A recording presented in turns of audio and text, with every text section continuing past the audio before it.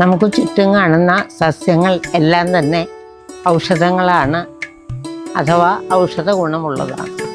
അങ്ങനെ ആ പ്രകൃതി നമുക്ക് വേണ്ടി ഒരുക്കിയിട്ടുള്ള ഒരു ഔഷധ കൂട്ടാണ് ഇന്നത്തെ കഷായം.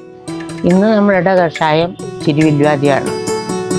വിശപ്പുണ്ടാകുന്നതിനും വയർ സംബന്ധമായ അസുഖങ്ങൾക്കുമാണ് ഈ കഷായം ഉപയോഗിക്കുന്നത്. ഇതിൻ്റെ ശ്ലോകം: ചിരിവില്ല പുനർനവ വന്യഭയ കണനാകര സൈന്ധവ പക്വജലേ ഉദകീല ഭഗന്തര ഗുന്മഹരം ജഡരാഗ്നി വിവർദ്ധനമാശുതൃണ. ചിരിവില്വാദി കഷായത്തിൻ്റെ മരുന്നുകൾ: